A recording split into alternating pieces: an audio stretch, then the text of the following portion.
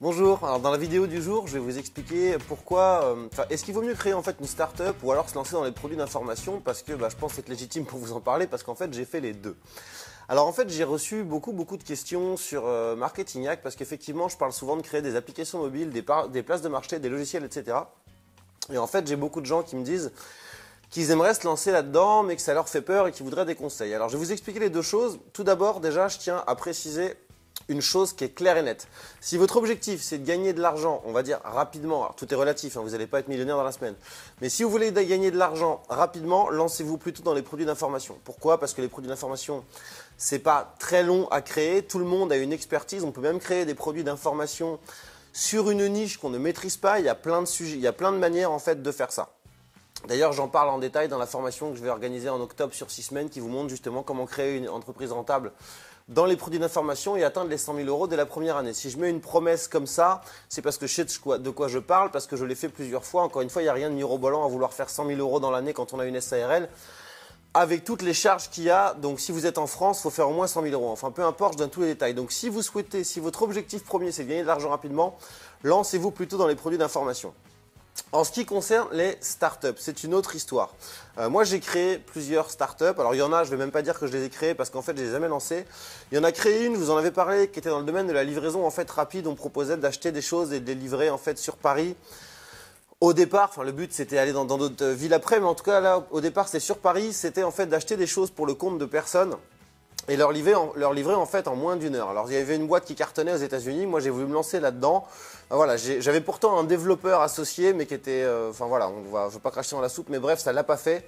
Et donc j'ai perdu 1 an de ma vie et 40 000 euros. Donc la start-up, elle a jamais décollé.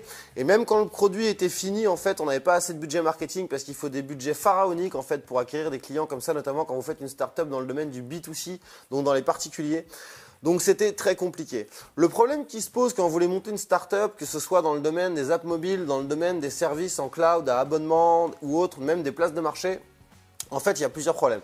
Le premier, c'est l'aspect technologique. Alors, je suis le premier à dire qu'on peut trouver des associés, mais trouver un bon associé développeur, c'est très compliqué. J'en ai fait la meilleure expérience en fait 2 fois. C'est-à-dire qu'à chaque fois, j'avais trouvé un gars qui était un bon développeur, qui me disait « Ok, je m'y mets », mais qui avait déjà une entreprise à côté. Et en fait, le gars, il est toujours au taquet le premier mois. Et puis en fait, voilà, c'est normal, il a son boulot à côté, son entreprise. Et la priorité, bien évidemment, ça va à ce qui lui rapporte du cash. Donc, à ses activités qu'il a déjà. Donc, très vite, en fait, le gars, il se démotive, il sort un produit à moitié bâclé. Et du coup, derrière, il ne se passe rien.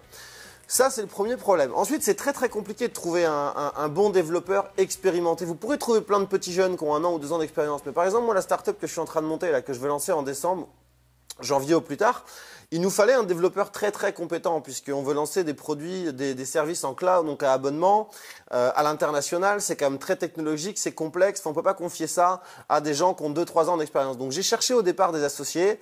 J'en avais rencontré un qui était plutôt bien, etc. Mais voilà, il avait un boulot salarié. C'est juste pas possible. Il nous faut un mec full-time, à plein temps là-dessus.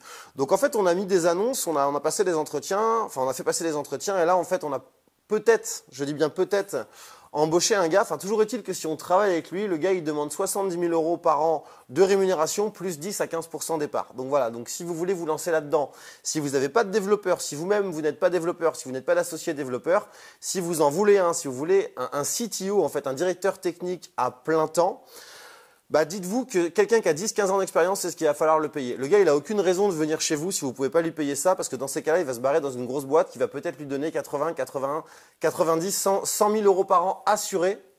Et donc voilà.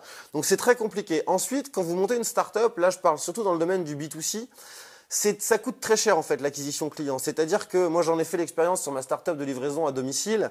C'est-à-dire que voilà, vous allez peut-être payer 10 euros pour avoir un client et nous la livraison elle était à 3,90 €. Donc le client il a intérêt de commander au moins 3 ou 4 fois pour que ce soit rentable.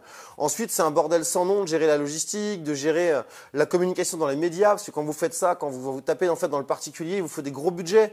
Faut passer partout en fait. Faut passer dans la presse, faut passer sur les blogs, faut passer idéalement faut avoir les moyens de se payer des pubs dans des affiches de métro, etc.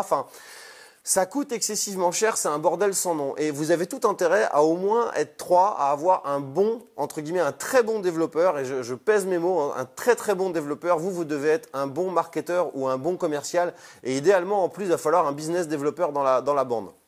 Donc, Concrètement, si vous souhaitez générer en fait de l'argent, on va dire rapidement, sans devoir attendre 2 ans, et surtout si vous n'avez pas de compétences techniques, lancez-vous dans les produits d'information. Si par contre vous êtes développeur et que vous avez déjà des compétences, rien ne vous empêche de commencer à bosser sur votre startup et en attendant pour faire rentrer de l'argent, de lancer des produits d'information. Par exemple, en tant que développeur, vous pouvez très bien lancer des formations sur le PHP, le HTML, CSS, ceci, cela, la création d'applications iPhone, et vous n'avez même pas besoin de vous embêter à créer un blog, etc. Vous allez sur ces places de marché comme tuto.com, sur Udemy, udemy.com, et là vous avez, surtout si vous avez la capacité de faire vos tutos en anglais, vous allez pouvoir faire plusieurs milliers d'euros par mois comme ça, sans avoir besoin de créer un blog ou quoi que ce soit.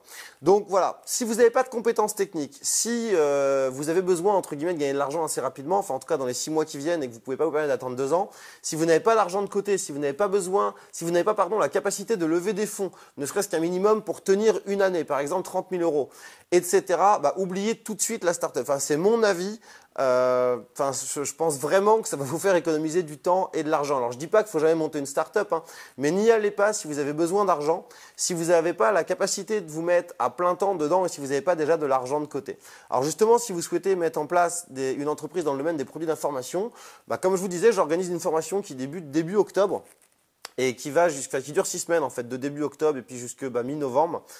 Donc c'est 6 vendredis en fait qui vont être lus à Paris, mais avoir lieu à Paris. Si vous pouvez pas venir à Paris, il n'y a pas de souci, toutes les sessions seront filmées. En plus, il y a 20 heures de vidéo et 6 mois d'abonnement à Marketing Academy. Il y a un club privé en plus sur Facebook pour les clients. Il y a des accès à certains de nos logiciels, etc. Enfin, vous avez tous les détails sous cette vidéo. Et mon objectif, bah voilà, c'est de vous permettre de créer votre boîte et d'atteindre les 100 000 euros au moins la première année. Donc vous avez tous les détails ici. Moi sur ce, je vous dis à très vite pour une prochaine vidéo.